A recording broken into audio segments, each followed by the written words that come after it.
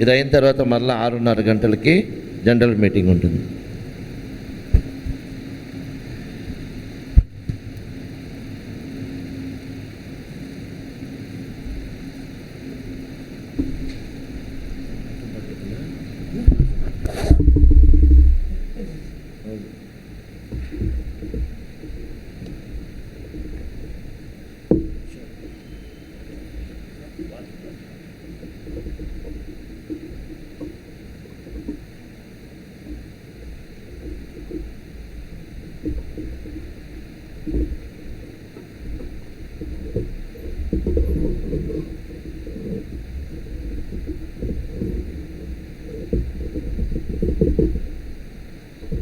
ఫ్యాన్లు నా fan of చేయి. ఈ రెండు ఫ్యాన్స్ నాది. The best book to read is the Bible. Bible. If you read it every day, all the way, oh, the best book to read is the Bible.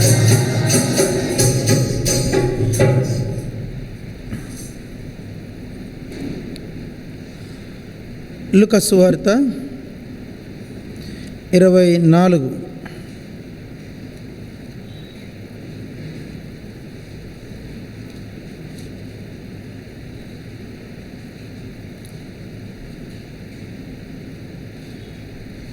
ఇరవై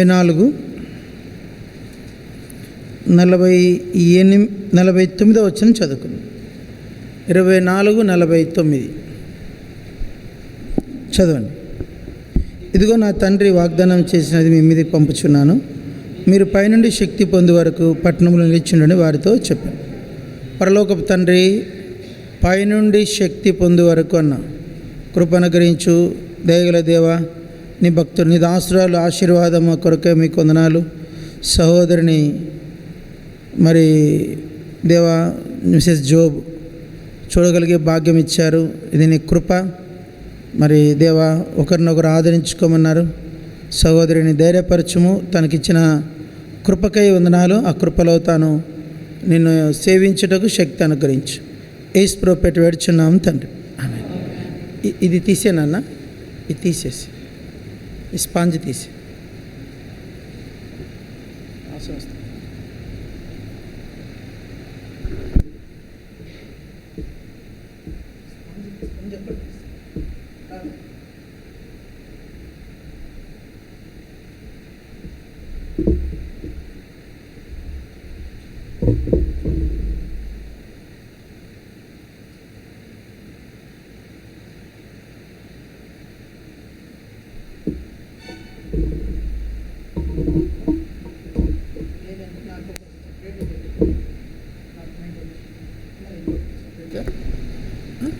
తబలాకు అట్లాంటిది ఒకటి ఉంది కదా.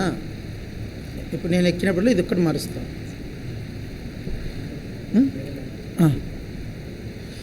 అందరు పలకండి. పైనుండి శక్తి. ఏం శక్తి అంట? పైనుండి. ఈ యొక్క ఫ్యాన్ వచ్చి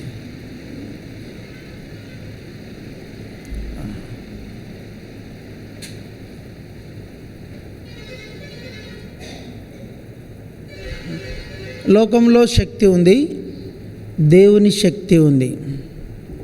శక్తి అంటే బలం. దీని 3 పదాలు రాయబడినాయి. శక్తి అని, బలము అని, తర్వాత డొమినియన్ అంటే అధికారం అని, రకరకాల పదాలు వాడబడినాయి. అయితే ఇక్కడ రాయబడిన పదం ఏంటంటే పైనుండి అనే మాట ఉంది. ఏమిటి? విశ్వాస జీవితంలో పైనుండి సంపాదించుకోవాలి. చెప్పండి, ఎక్కడి నుంచి సంపాదించుకోవాలా? పైన. బైబిల్లో 4 సందర్భాలు ఈ పదం వాడబడింది, పైనుండి అనే మాట. చూద్దాం. యెషయా గ్రంథము 32వ అధ్యాయం. యెషయా గ్రంథం 32 చదవండి. 13, 14.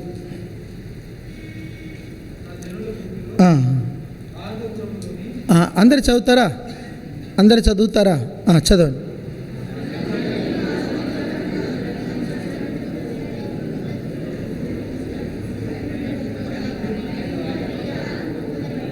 చాలు చాలు చాలు.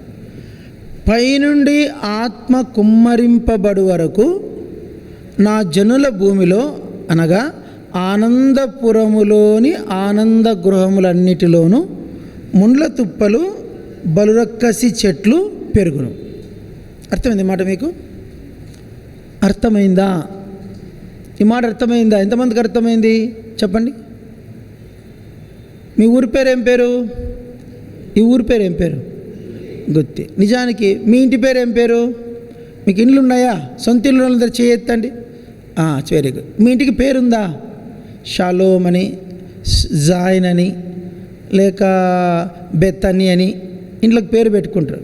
మా ఇంటికి ఇండ్లు ప్రతిష్ఠ చేసేప్పుడు సేవకుడు ఇంటికి వర్తమానం ఇచ్చిన తర్వాత ఇంటి కొరకు ఒక పేరు ఇస్తాడు.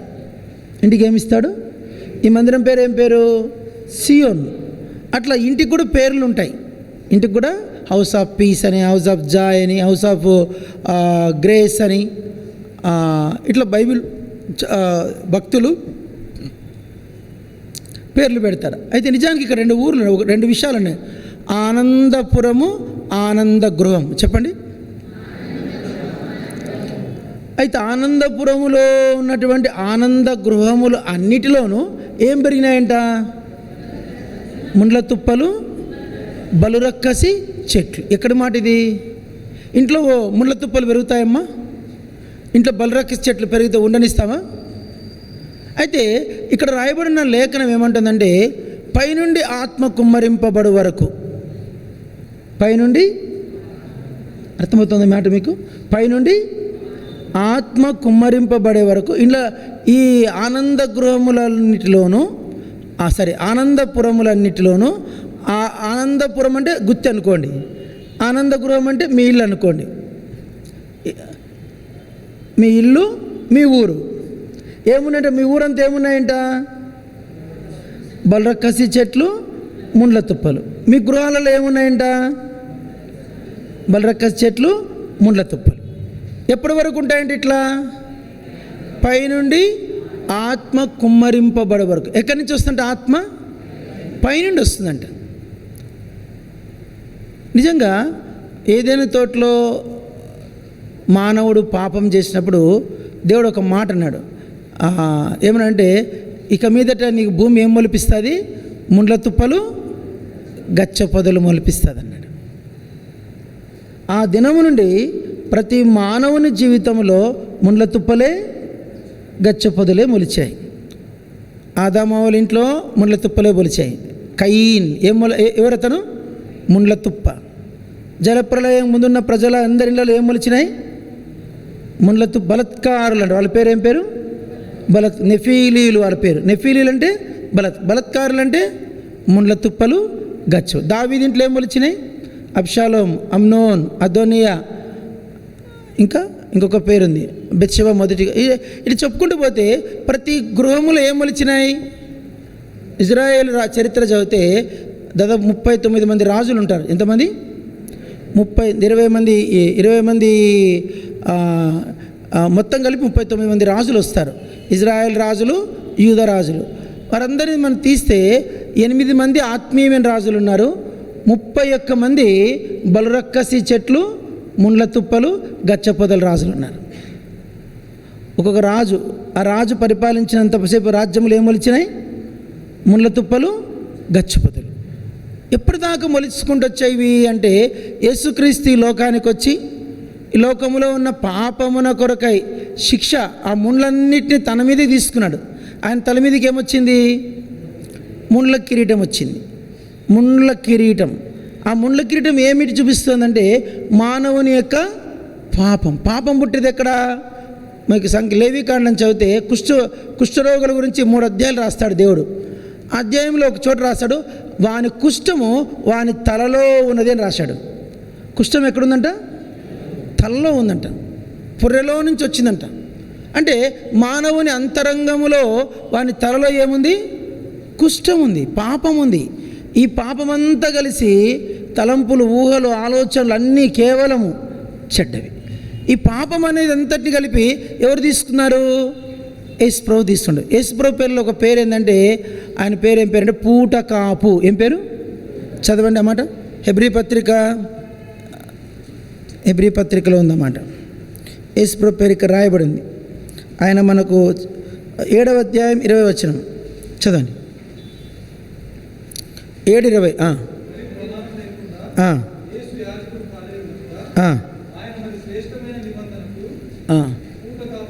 పూటకాపు. పూటకాపు అంటే పూటపడ్డాడు. నేను కడపలో సేవ చేసేప్పుడు పోరుమామిల అనే ఊరిని తెలుసా? కడప జిల్లా పోరుమామిల పేరునారా?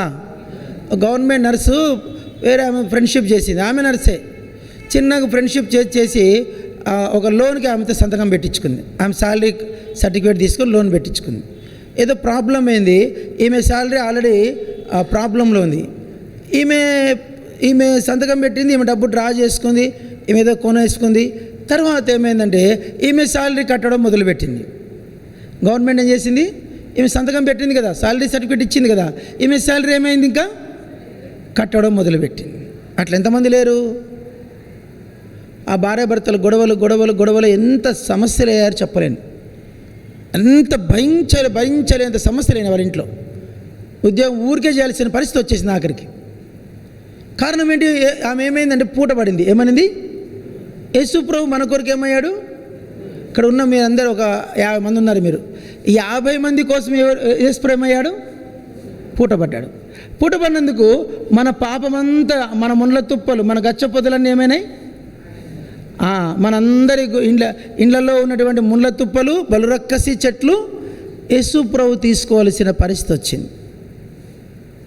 పూటపడ్డవాడు చెడిపోతాడంట. సామెతలు రాయబడింది. 7 సందర్భాలు రాయబడింది. పూటపడువాడు వాని కింద ఉన్న పరపు కూడా తీసుకుపోతారంట. పూటపడు వాని వస్త్రము పుచ్చుకొనుము అన్నాడు. పూటపడితే ఒంటి మీద బట్టలు కూడా లాగేసుకుంటారంట. యేసుప్రభు శిలువలో ఏమైనాయి? బట్టలన్నీ లాగేశారు. ఎందుకు లాగేశారు? పూటపడ్డాడు. పూటపడినోడి మీద ఎవరు దయ చూపించేవాడు? వానికి పూటపడివాడు చెడిపోవని రాయబడింది. పూటపడినోడు చెడిపోతాడు. పూటపడినోడు బట్టలు లాగేస్తారు. పూటపడినోడికి మంచం తీసేస్తారు. పూటపడిన వాడితో నువ్వు కలిసి చేతులు వెయ్యకము. ఆయన పక్షంగా వచ్చినవాడు ఎవడు కూడా హైజ్ అలోన్ కావాల్సి వచ్చింది. కారణం ఏంటంటే పూటపడ్డాడు. కాబట్టి ఈ బలురక్కసి చెట్లు, ఈ ముండ్ల తుప్పలన్నీ ఆయన మీదకి వచ్చాయి. ఎప్పటి వరకు? ఆయన క్రైమ్ చెల్లించిన తర్వాత, శిలువలో ఆయన మరణించిన తర్వాత అప్పుడు ఏమైందంటే పెంతెకోస్తు దినం వచ్చింది. ఏమొచ్చింది? పెంతెకోస్తు దినం అని ఎవరు వచ్చారు? చెప్పండి. పెంతెకోస్తు అంటే అర్థం ఏంటి? 50వ రోజు, 50th డే. పెంటెకోస్ట్ అంటే 50 అని అర్థం. నంబర్ 50 అంటే పెంటెకోస్ట్. చెప్పండి. పెంటెకోస్ట్ అంటే ఏంటి? 50 అంటే ఏంటి? పెంటెకోస్ట్ అంటే యేసుప్రభు సెలవు. పస్కా పండుగకు పెంటెకోస్ట్కి మధ్య 50 రోజులు ఉంటుంది. ఎగ్జాక్ట్లీ. పస్కా దినమున యేసుప్రభు సెలవులో చనిపోయాడు. పెంటెకోస్ట్ దినమున ఆయన పరము నుండి ఆయన ఆత్మ భూమి మీదకి దిగి వచ్చింది. అప్పటి వరకు మానవుల జీవితంలో ఏమొచ్చాయంట? ముళ్ళ తుప్పలు, గచ్చపొదలు.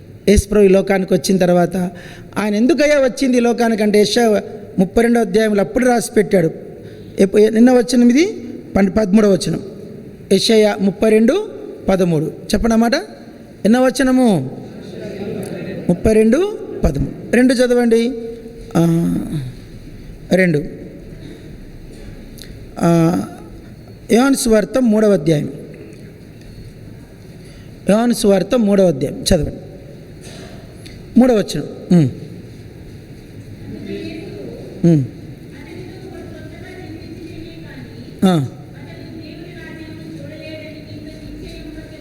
ఇక్కడ తెలుగులో కొత్తగా అన్నమాట. కింద ఫుట్ నోట్లో ఒకటిని ఇచ్చాడు. ఏమనుంది?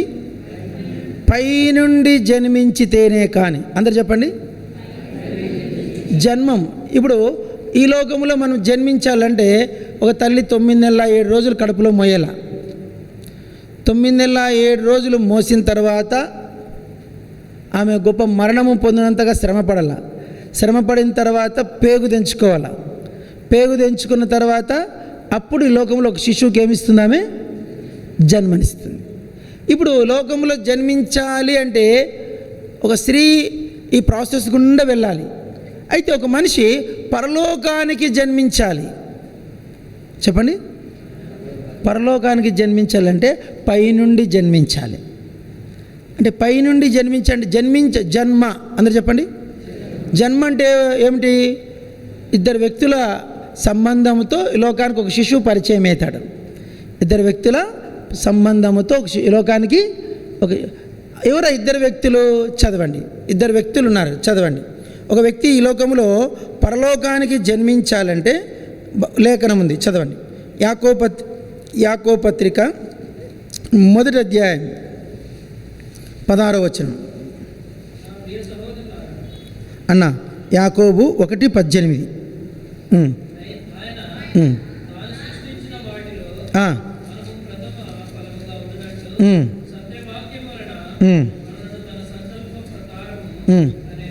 అనండి, చదవండి. 1 పేతురు 1వ అధ్యాయం 4వ వచనం చివరి భాగం. ఆయన తన 1 పేతురు 1:4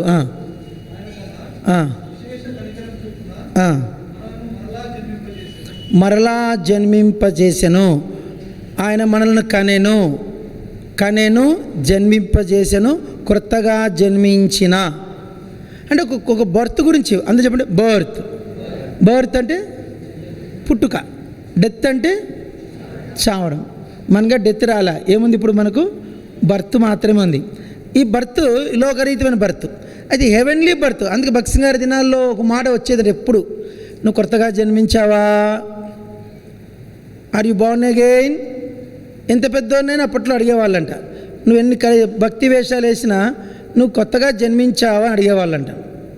కాబట్టి ఇప్పుడు యేసుక్రీస్తు మనకు రెండవదిగా, మొదటిగా మన గృహములలో ఉన్నటువంటి, మన ఊరిలో ఉన్నటువంటి ముండ్ల తుప్పలు గచ్చపొదలు తీసివేయడానికి పైనుండి ఆత్మను అనుగ్రహించాడు. తర్వాత మనల్ని పరలోకానికి జన్మింపజేయాలి. పైనుండి జన్మ, చెప్పండి. ఇది ఈలోక జన్మ. ఈలోక రీతిగా ఒక సెకండ్కి 4 పుడుతున్నారు, తెలుసా మీకు? సెకండ్కి ఎంతమంది పుడుతున్నారు అంటే రోజుకి ఎన్ని సెకండ్లు? 86,400 సెకండ్లు ఒక్క రోజుకి. 86,400 × 4 వేసుకోండి, ఎంత? 4 మూల 12, దగ్గర 4 4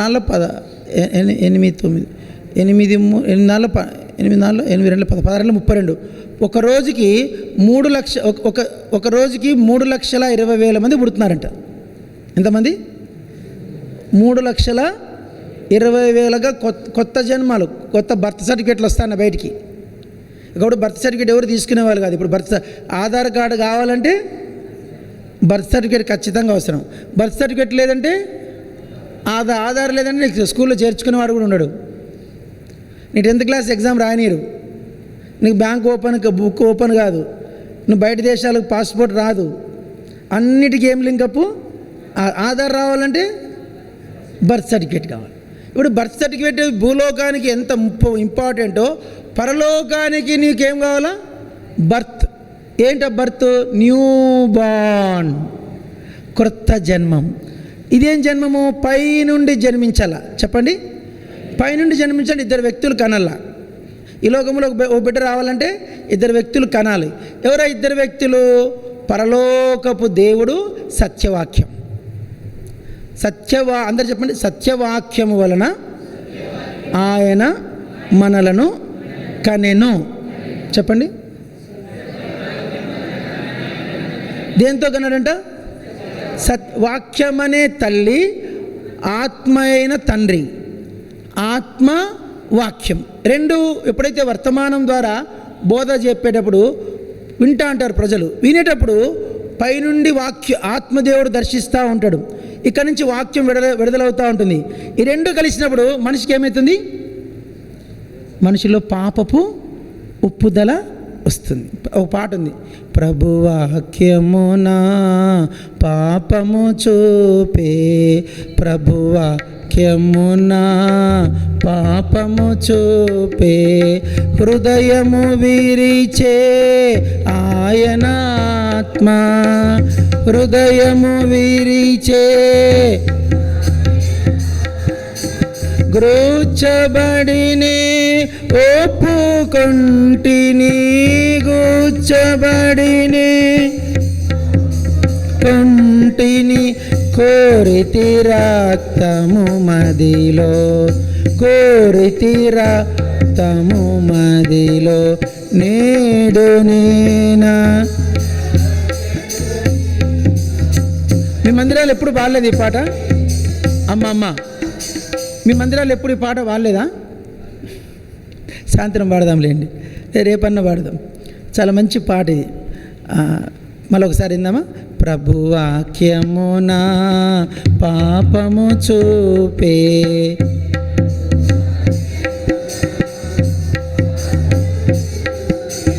హృదయము విరిచే ఆత్మ హృదయము విరిచే ఓచబడిని ఒప్పుకొంటిని.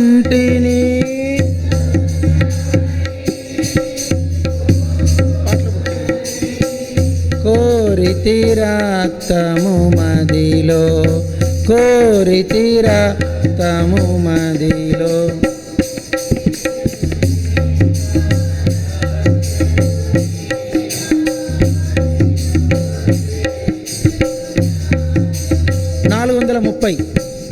నాలుగు వందల ముప్పై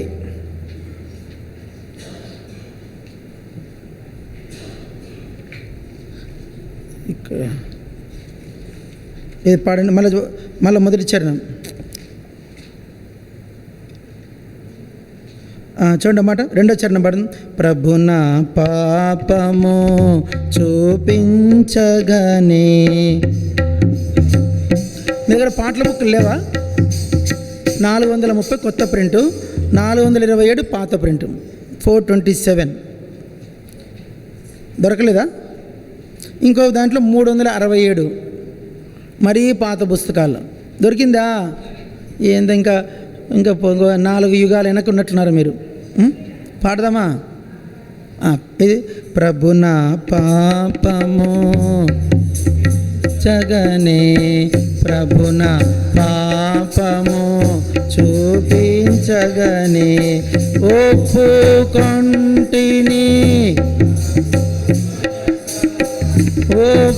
ఒప్పుకొంటిని విశ్వాసముతో కన్నీటితో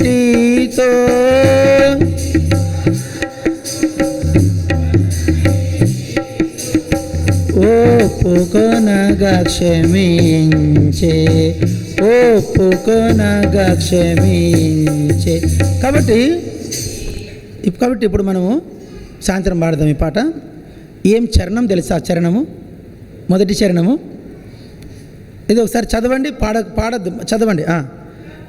ప్రభువాక్యం నా పాపము చూపే హృదయము విరిచే ఆయన ఆత్మ గుచ్చబడి ఒప్పుకొంటిని కోరితి రక్తము మదిలో. ఇక 2 విషయాలు ఉన్నాయి. వాక్యము చూపించిందంట, ఆత్మ గుచ్చిందంట. చెప్పండి అన్నమాట. వాక్యము చూపించింది. ఏం చూపించింది? పాపము చూపించిందంట. అప్పుడు ఆత్మ ఏం చేసిందంట? ఎట్లా ఎక్కడ గుచ్చింది చదవండి. అపోస్తల కార్యములు 2వ అధ్యాయం. అపోస్తల కార్యం 2వ అధ్యాయం అందరు చదవండి. 37వ వచనం. వారి మాట విని చదవండి అమ్మా. వారి మాట విని హృదయములో నొచ్చుకొని. చాలు. కింద ఫుట్ నోట్ రాసి చదవండి. మూల భాషలో వాక్యము చెప్తేనంట నీకు ఎట్లుండాలంట? గుచ్చబడి ఇంకా పొడవబడి. ఇంకో చోట రాశాడు. అపోస్తల కార్యములు 7వ అధ్యాయం చదవండి. అపోస్తల 7వ అధ్యాయం 54వ వచనం.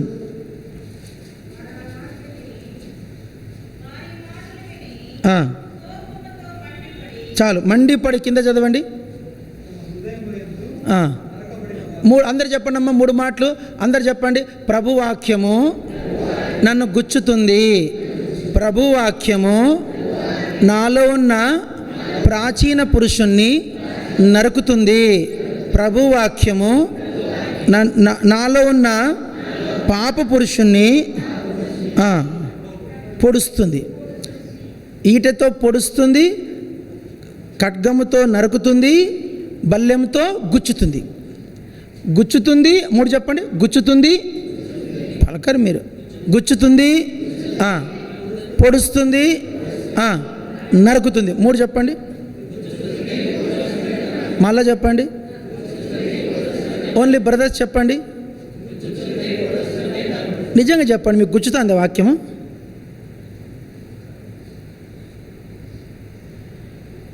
మీకమ్మ మిమ్మల్ని పొడుస్తుంది వాక్యము? నన్ను వాక్యం పొడిచింది ఈరోజు అన్నట్టు చేయెత్తండి. ఎంతమంది నరికిని చెప్పండి. నరకడం అంటే ఇంక దానికి దీనికి సంబంధము. తలను మొండెం నుంచి ఏం చేస్తుందంటే ఖడ్గము వేరు రెండు ముక్కలు చేసి తునకలు చేసేస్తుంది. ఆ వేశ్య అంటుంది, ఆ బిడ్డను రెండు ముక్కలు చేయక దానికే ఇప్పించు. వాక్యం ఏం చేస్తుందంటే ఖడ్గం ఏం చేస్తుంది? మనిషిని రెండు ముక్కలు చేస్తుంది. ఎవరా ముక్క? ఒక ముక్క సైతాను. జాగ్రత్త తినండి. ఆదాము వాళ్ళు పండు తిన్నారంట. అందరు చెప్పండి, ఏం తిన్నారు? పండు తింటానే అంతవరకు ఉన్నటువంటి దేవుని జీవము వేరు చేయబడి అపవాది జీవం వచ్చిందట మనిషిలోకి. చెప్పండి, జీవము. జీవాన్ని ఇంగ్లీష్లో డిఎన్ఏ అంటారు. జీవాన్ని ఇంగ్లీష్లో ఏమంటారు? డిఎన్ఏ. ఇప్పుడు నువ్వు ఎవడు కొడుకో తెలియాలంటే నీ డిఎన్ఏ తీసుకుంటారు. నిన్న 13 మంది విమానంలో చచ్చిపోయినారు. ఎవరి శవం ఎవరిదో తెలీదు. అందుకేం చేశారు? వాళ్ళ తల్లిదండ్రుల డిఎన్ఏ తీసుకొని ఆ శవం ఎవరిదని తర్వాత రీసెర్చ్ వెంటనే ఆ రోజు వెంటనే టేకప్ చేసి ఆ కేసుని చాలా షార్ప్గా, ఎందుకంటే ఎవరి శవం వాళ్ళకి ఇవ్వాలి కదా, ఎవరి శవం ఎవరిది గుర్తుపట్టేట్లుగా ముక్కలు పీసులు అయిపోయింది. వాళ్ళ అమ్మా నాన్న డిఎన్ఏ తీసుకొని వాళ్ళకి హెల్ప్ చేశారు. మనలో డిఎన్ఏ, నా డిఎన్ఏ మా నాన్నది, మా నాన్న డిఎన్ఏ వాళ్ళ నాన్నది. అట్లా లాస్ట్ డిఎన్ఏ ఎవరిదండి? ఆదాంది. ఆదాం డిఎన్ఏ ఎవరిది?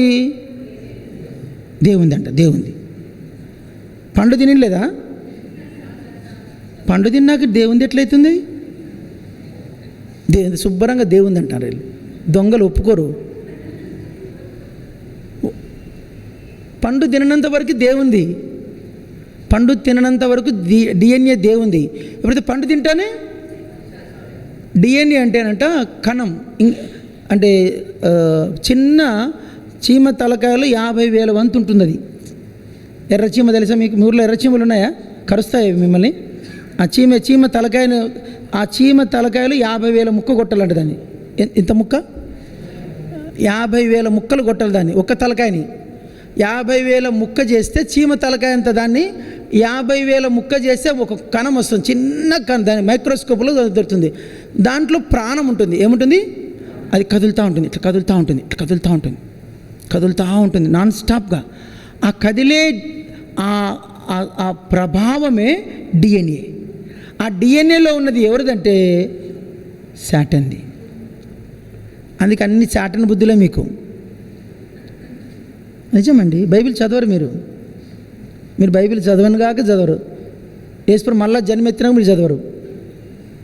యేసుప్రభు మీకోసం మళ్ళీ సిలువ ఎక్కినా మీరు బైబిల్ చదవరు. అంతే. మీరు బల్ల తీసుకున్న మారరు, మందిరంకి వచ్చిన మారరు, సేవ చేసిన మారు. సేవకులే పరమ ముద్దురు ఎవరంటే సేవకులే. అన్న కోపం వస్తుంది డేవిడ్ అన్నకు. మేము కూడా మారట్లేదు. మేము మారట్లే, మీరు మారట్లే, ఎవరు మారట్లే. సంతోషిస్తాను అంతే, వాక్యాన్ని బట్టి సంతోషిస్తున్నా, కానీ మారు మనసు మాత్రం రావట్లే. ఏం రావట్లేదు? మారు మనసు వస్తే గుత్తంది ఇది వచ్చి కూర్చుంటుంది. దుర్నీతి మీలో ఏది ఉండకూడదు. మారు మనసు ఉంటే ఏంటి అర్థము చెప్పండి? దుర్నీతి వానికి సంబంధించింది కంప్లీట్గా నరకబడితేనే రక్షణ కార్యం జరుగుతుంది. నరకబడలా, పొడవబడలా, గుచ్చబడలా. అప్పుడు నీలో ఉన్న ప్రాచీన పురుషుని యొక్క జీవము ఏమవుతుంది? వేరు చేయబడుతుంది. ఆదాము ద్వారా నీకు సంక్రమించిన ఆ డిఎన్ఏ ప్రభావము వెడలిపోతుంది. ఆ ప్లేస్లోకి యేసు జీవం వస్తుంది. అందుకే యేసు ప్రభు పేరు ఏంటంటే జీవము. నేనే మార్గము, డైరెక్ట్ జీవమా, మార్గము జీవమా, మార్గము సత్యము. ఎందుకు జీవం అన్నాడంటే ఆ జీవం పొందినోడికి ఆ జీవం యొక్క వాల్యూ తెలుస్తుంది.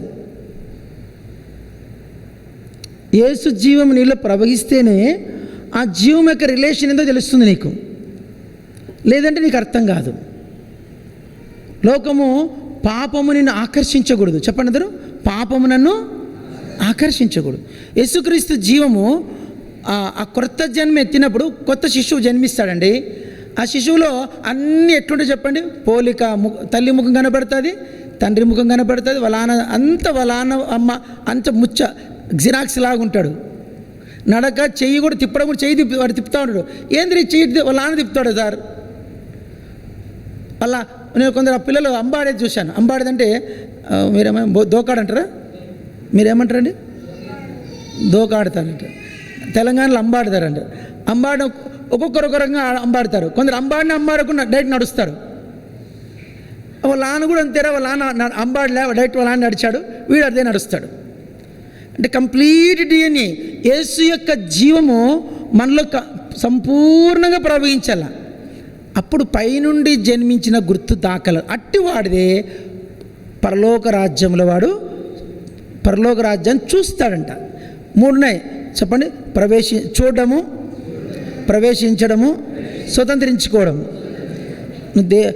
పరలోక అక్కడ ఏమంటాడు, కొత్తగా జన్మించితేనే కానీ వాడు దేవుని రాజ్యమును చూడనేరడు. చూడడం వేరు, ప్రవేశించడం వేరు. చెప్పండి, ఈ మందిరం నాదంట, ఒప్పుకుంటారు మీరు? మీదెట్లయితుంది అంటారు.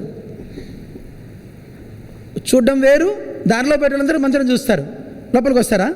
చూసేవాళ్ళు వేరు, వచ్చేవాళ్ళు వేరు, స్వతంత్రించుకునేవారు. పరలోక రాజ్యం చూసే కనీసం చూడాలంటే నువ్వు కొత్తగా జన్మించాల. కొత్తగా జన్మించాలంటే వాక్యము ఆత్మ రెండు కలిసి నిన్ను కనాల, నీకు జన్మనివ్వాల. చెప్పండి, వాళ్ళిద్దరు కలిసి ఏం చేయాలి? నీకు జన్మనివ్వాలి. ఇంకంతవరకు చెప్పగలను, ఇంకా ఇంతవరకు చెప్పలేను నేను. రెండేనే. ఒకటి చెప్పండి, పైనుండి ఆత్మ, పైనుండి జన్మ, పైనుండి జ్ఞానం. చదవండి యాకోబు పత్రిక, యాకోబు పత్రిక చదవండి 17వ వచనం. అందరు చదవరా? చాలా మంచోళ్ళు కదా మీరు, గుర్తోళ్ళు. అయితే చదవ, మీకు తెలుగు రాదు ఎవరికి? చదవండి గట్టిగా. పైనుండి వచ్చే జ్ఞానం మొట్టమొదట పవిత్రమైనది, సమాధానకరమైనది, మృదువైనది, సులభముగా లోబడినది, కనికరము, మంచి ఫలములతో నిండినది, పక్షపాతం, వేషధారణ లేనిదినై ఉన్నది. పైనుండి జ్ఞానం. అందరు చెప్పండి. ఇంకో జ్ఞానం ఉంది. అదేం జ్ఞానము? చదవండి చదవండి, పైనే ఉంటాడు. చదవండి 15వ వచనం. ఈ జ్ఞానము పైనుండి దిగి వచ్చింది కాక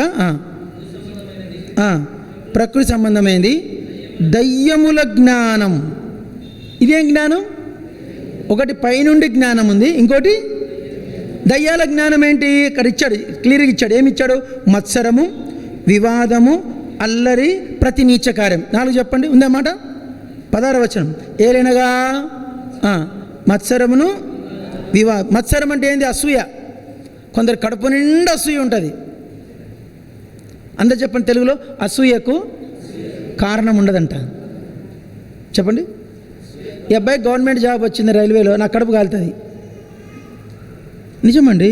మందిరంకి వస్తాం, వానికి ఉద్యోగం వచ్చింది, వానికి ఉద్యోగం వచ్చింది, వానికి ఉద్యోగం వచ్చింది. ఏదో విధమైన అనీజీ, చేప నీళ్ళలోంచి తీసి బయటికి వేసినట్లు. ఆ నేచరే పైనుండి వచ్చింది కాదు, దయ్యం నుండి వచ్చింది అది. ఆ మత్సరం. దాట నుండి సౌలు దావీదు మీద విషం, అంటే సౌలు కంట్లో ఏముంది?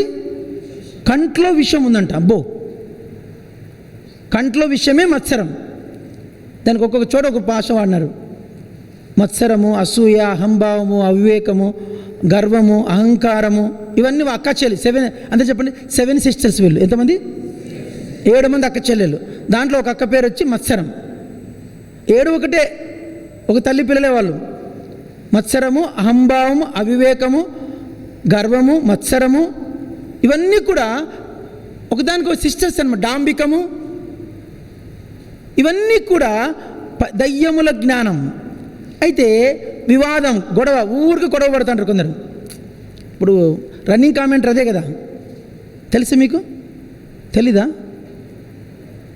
వద్దులేండి, టీవీలో వెళ్ళిపోతుంది. కాబట్టి రన్నింగ్ కామెంటరీ ఇప్పుడు విపరీతమైన గొడవలు నడుస్తున్నాయి.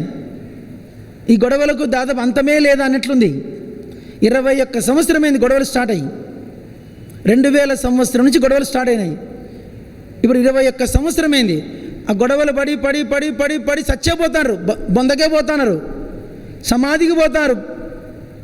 అయితే వివాదం మాత్రం మానుకోవట్లేదు. ఇప్పుడు ఏ జ్ఞానం ఇది? దయ్యముల జ్ఞానం. వివాదము ఉంది అంటే దయ్యముల జ్ఞానం. మత్సరము ఉంది అంటే దయ్యముల జ్ఞానం. ప్రతి నీచ కార్యం ఉందంటే, అల్లరి ఉందంటే, చెప్పండి అన్న, 4 చెప్పండి. దయ్యాల జ్ఞానానికి 4 అర్థాలు చెప్పండి. చెప్పండి అమ్మా. మత్సరము, వివాదము, అల్లరి, చివరిది చాలా భయంకర ప్రతి నీచ కార్యం అంట. ఈ 3 అది కూడా ఉంటుంది. పై 3 కిందది కూడా ఉంటుంది. లేదంటే అబద్ధం. అది దేవుని వాక్యం అబద్ధం లేదు. ఒక్క లేఖనం కూడా అబద్ధం లేదు బైబిల్లో. నీ దగ్గర మత్సరమున్నా, వివాదమున్నా, అల్లరున్నా కిందది ఆటోమేటిక్ ఉంటుందని అర్థం. నీచ కార్యాలు ఉంటాయి లోపల. కనిపించని దుష్టత్వము నీలో ఉంటుంది. భ్రష్టత్వం, దాని బైబిల్లో భ్రష్టత్వం అన్నారు. ఏమన్నారు? భ్రష్టత్వం.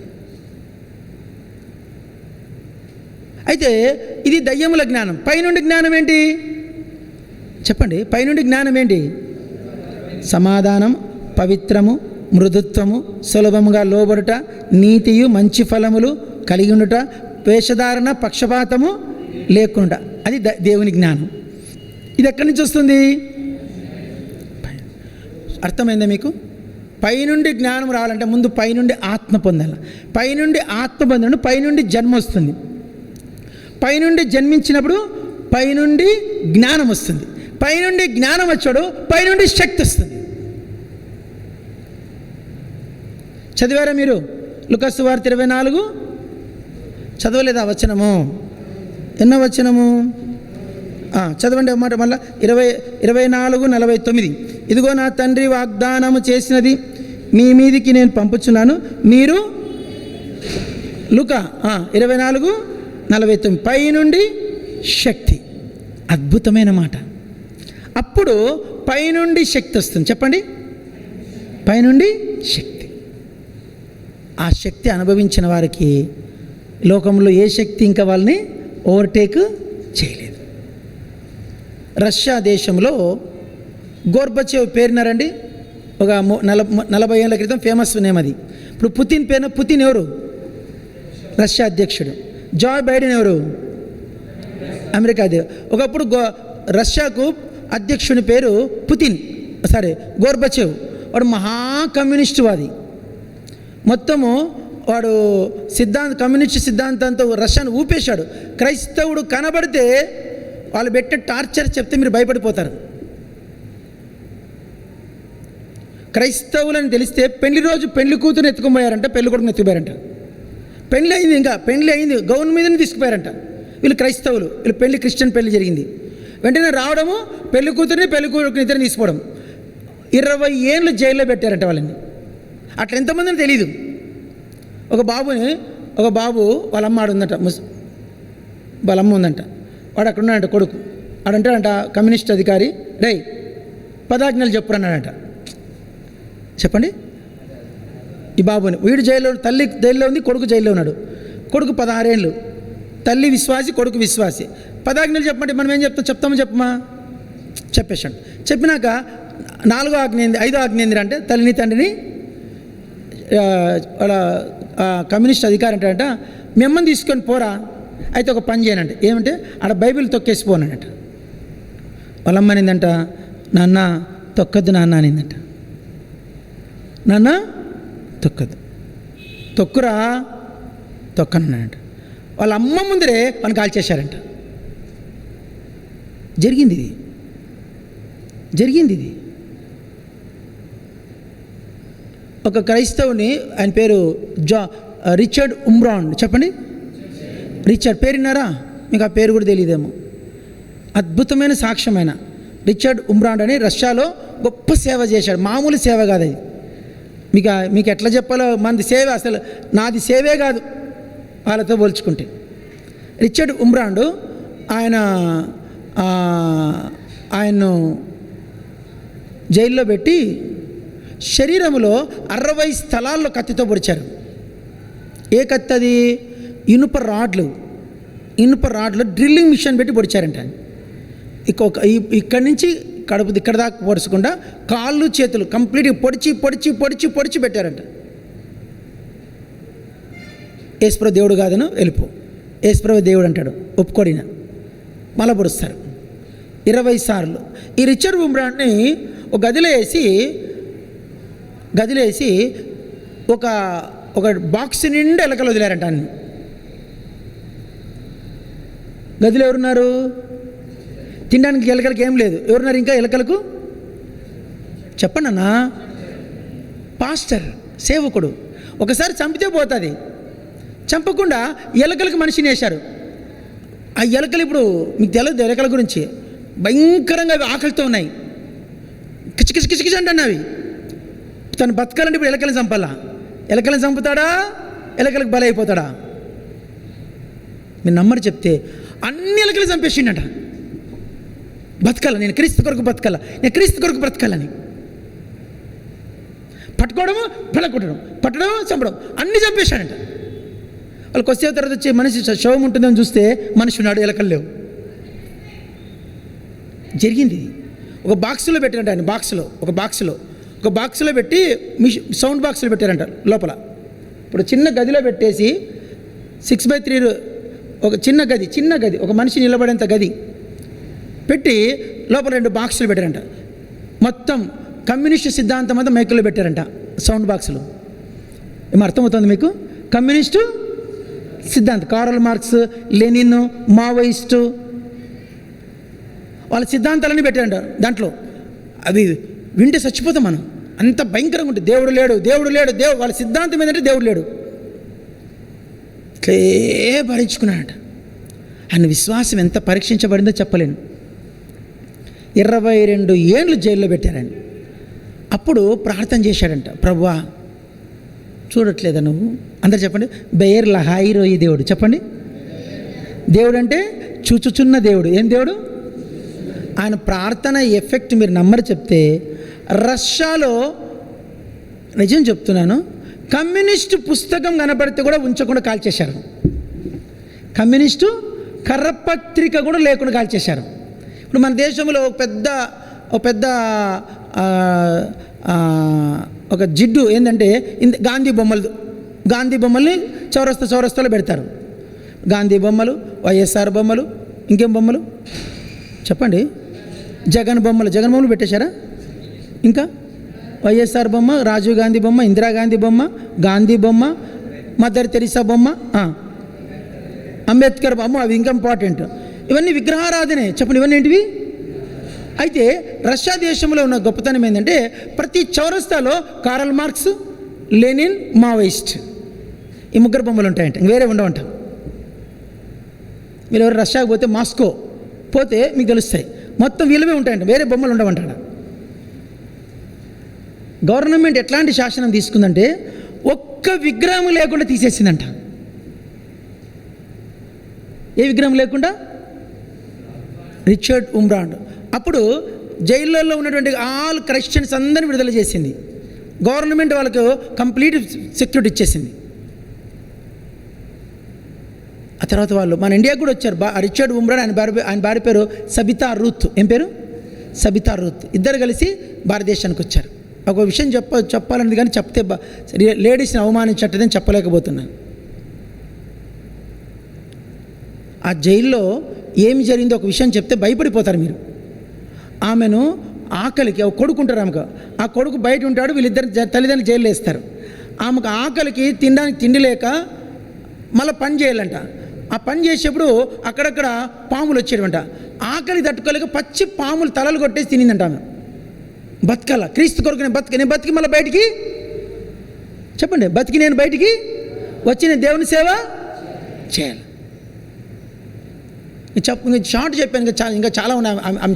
ఆమె పడిన టార్చర్ చెప్తే మీరు నంబర్ చెప్తే వాళ్ళ జీవిత చరిత్ర పుస్తకం రాశారు, దాని పేరు టార్చర్డ్ ఫర్ క్రైస్ట్. చెప్పండి, మీకు ఏం శ్రమలు ఉన్నాయండి?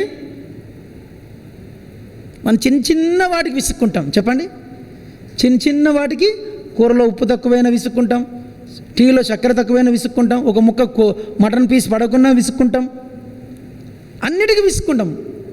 మనకు నిజంగా అంటే సుఖం ఎక్కువై మనం పాపం ఎక్కువ చేస్తున్నాం. సుఖం ఎక్కువై పాపం ఎక్కువ చేస్తున్నాం. భయం లేదు మనకు. బైబిల్లో పాపాల్లో ఒక పాపం చెప్పండి, అందరూ చెప్పండి. చదవని ఆ మాట ఎహెజ్కేలు గ్రంథం 16వ అధ్యాయంలో ఉంది. ఎహెజ్కేలు 16 చదవండి. ఎహెజ్కేలు 16 తీశారా? చదవండి. 49వ వచనం. నీ చెల్లెలైన సొదొమ చేసిన దోషం ఏదనగా దాని కుమార్తె కలిగిన గర్వము, ఆహార సమృద్ధియు, నిర్విచారమైన సుఖాసక్తియు, అది దీనులకు దరిద్రులకు సహాయము చేయకుండా. సొదొమ పాపం ఏంటంటే ఆహార సమృద్ధి అంట. చెప్పండి, కడుపు నిండా తిండి. ఇంకోటి ఏంటి? నిర్విచారం. ఏం చెప్పనా?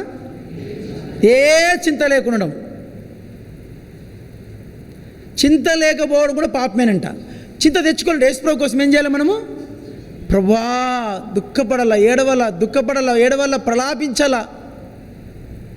పైనుండి ఆత్మశక్తి పొందిన వాడవైతే క్రీస్తు కొరకై ఆ శ్రమ పడ్డానికి ఇష్టపడాల. కాబట్టి 4 చెప్పండి చూద్దాం. పైనుండి ఆత్మ, పైనుండి జన్మ, పైనుండి జ్ఞానం, పైనుండి శక్తి. ప్రభు మాటలు దీవించుగా.